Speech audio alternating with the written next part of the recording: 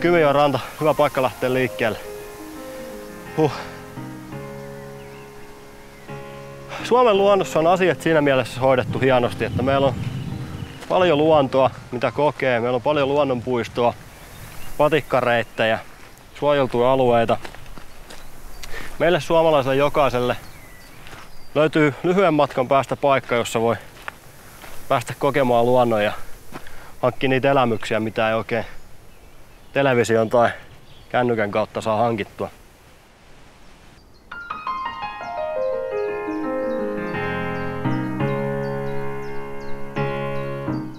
Sen jälkeen kun retkeily on aloittanut, mä suosittelen aina monesti ihmisille, ja mun oma suosikkijuttu on lähteä katsomaan paikkoja, mitkä ei ole valmiita. Retkeilykohteita tai patikkareittejä tai luonnonpuistoja.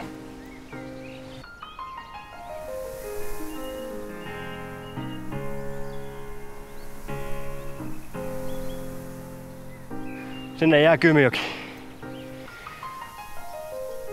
Ollaan paikannettu täältä muutama mielenkiintoisen näköinen paikka kartalla, joista ei heti löytynyt kuvia tai referenssejä nettihalla.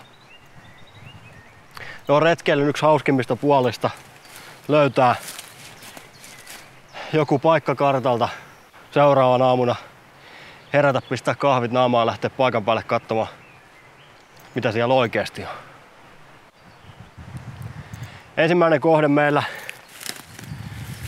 on Ukonvuori, joka on matkalla meidän toiseen kohteeseen. Muutama kilometri Kymijoen rannalta Linnuntietä. Monesti vanha kansa historia-aikana nimesi paikkoja Ukko Ylijumalan mukaan. Yleensä sen takia, että ne oli merkityksellisiä hiisiä tai palvontapaikkoja. Joten aina jos nimessä Ukko, herää mielenkiinto siitä, minkä takia se on siihen nimeen liitetty.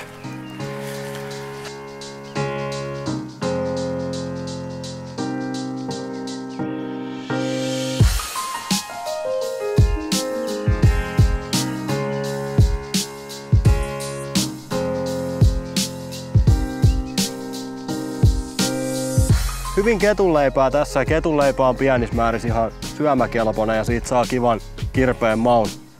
Otetaan tosta muutamia, jotka ei ole huonon näköisiä.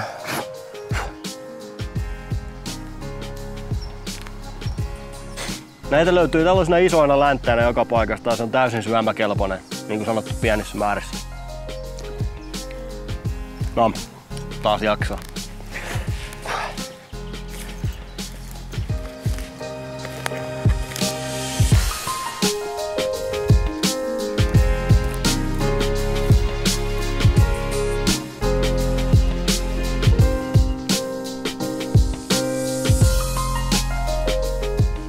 Pikkasen ollaan tultu eteenpäin tässä. Hyvä metsätyökoneen ura, mitä pitkin päästään vähän matkaa ennen kuin ruvetaan kääntymään kohti Ukonvuorta.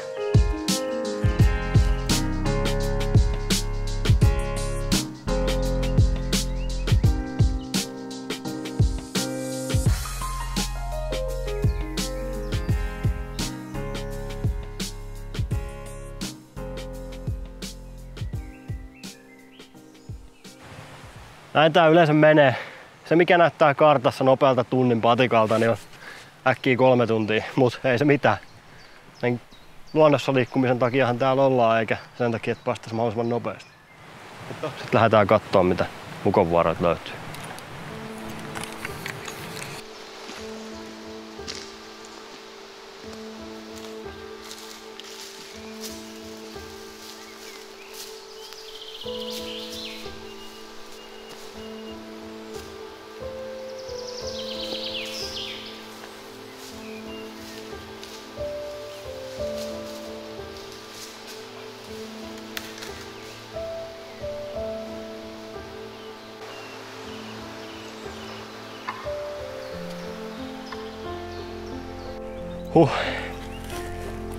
Nousu jatkuu.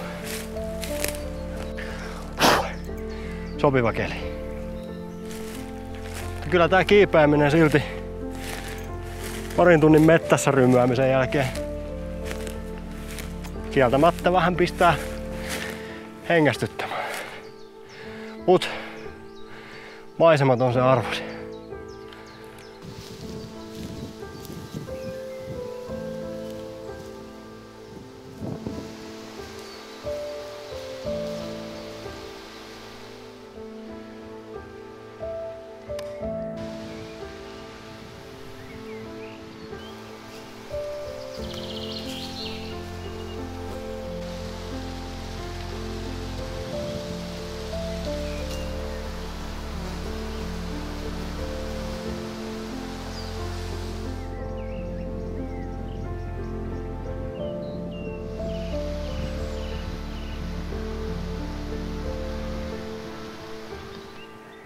Tuntuuko olisi jossain oikeassa erämaassa.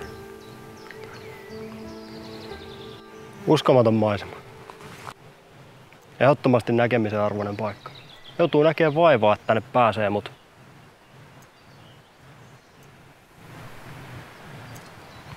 ehdottomasti vaiva arvoinen.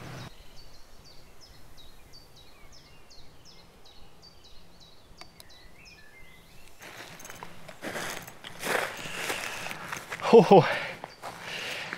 Jäi nopea juomatauko ennen kuin jatketaan matkaa. Taustalla näkyy ilmeisesti se mäki, joka on Ukonvuori nimellä, mutta tämä koko alue on täynnä komeat korkeuseroja. Täällä viettää päivän kävellä helposti. Suomen luonto on siitä loistava, että täällä ei ole mitään vaaraa ihmisen kävellä.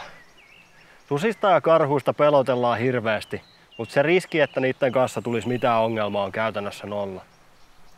Kerran vuodessa joku marjastaja saa tassusta, mutta vakavammat tapahtumat on tosi harvinaisia. Ja karhut lähtee karkuun, kun pitää vähänkin ääntä. Sudet ei käy ihmisen päälle. Piste. Piste. Karhuista tai susista ei ole vaaraa, mutta siitä on, että epähuomiossa kaatuu ja satuttaa itsensä. Jos näihin maastoihin lähtee, niin tähän luontoon täytyy suhtautua sen vaatimalla kunnioituksella ja varustautua kunnolla. Kaikki tarvittavat kamppeet mukana. Ja kaikista tärkeintä on, että joku tietää, mihin sä oot lähtenyt ja kauan sä oot sanonut olevas pois. Nyt me laskeudutaan tonne kahden kalliohuipun väliseen vihreäseen mereen. No siltä saa ainakin täältä korkealta näyttää ja koitetaan rämpiä läpi kohti meidän päivän pääkohdetta. Aurinkokin rupeaa paistamaan. Matka jatkuu.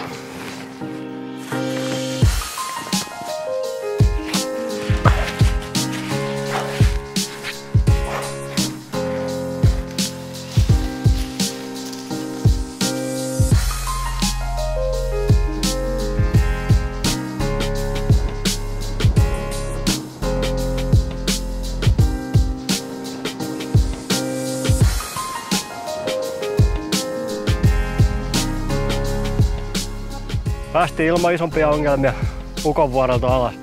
Ehdottomasti käymisen arvoinen paikka, siellä olisi viettänyt pidemmänkin aikaa. Ukonvuori, mahtava paikka.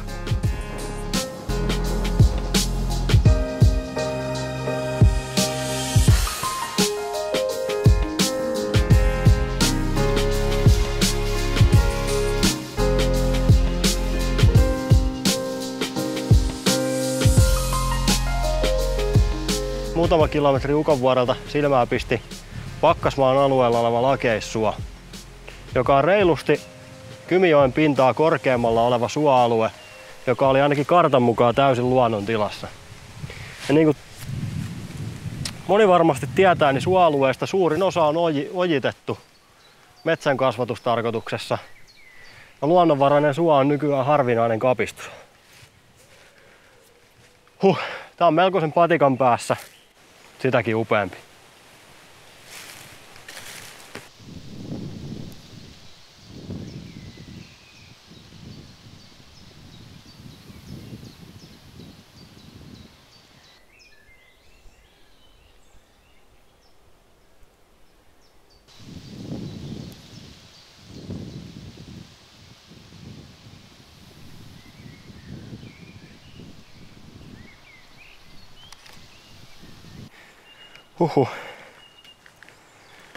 Hengähdystauko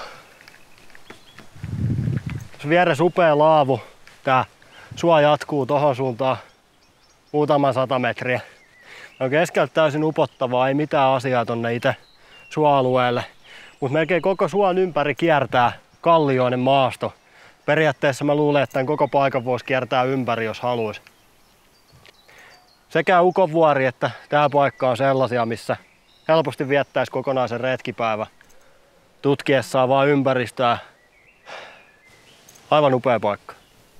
Nyt on aika lähteä pimeätä ja sadetta pakoon. Tassua toiseen eteen ja nokka kohti sivilisaatiota.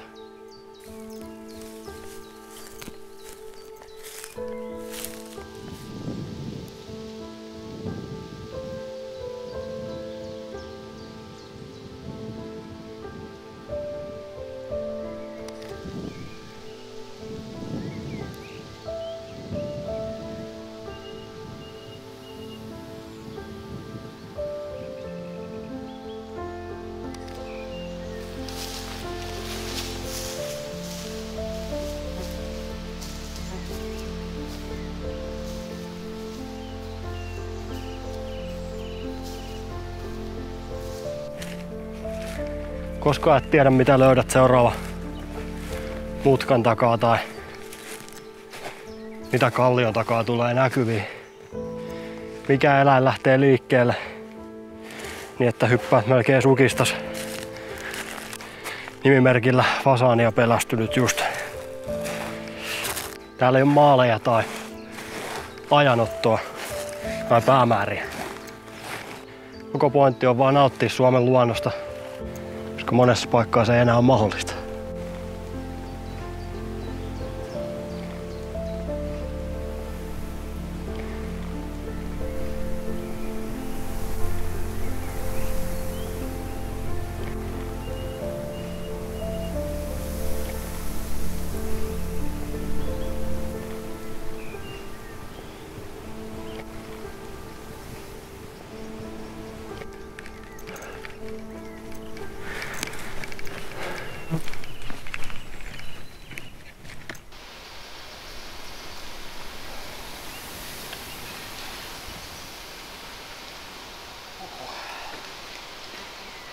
Tää taka näkyvä tie, kinttupolku, on helppokulkusta ja sitä pitkin päästään kävelemään takaisin Vuolenkosken tielle ja sitä kautta autolle. Pitkä päivä takana, hyttysiä 800 miljoonaa kimpussa. Mahtava reissu, Ukonvuori ja tuo suo, molemmat upeat suomalaisia luontokohteita. Kannattaa käydä katsomassa nää. Tai vielä parempaa, kannattaa ottaa karttapalvelu esiin tietokoneella ja etsiä vaikka oman kodin läheltä jotain ihan omia henkilökohtaisia löytöjä. Mene paikan päälle katsomaan, mitä siellä näyttää. Vuolenkoskeen upea patikkapäivä purkissa ensi kertaa.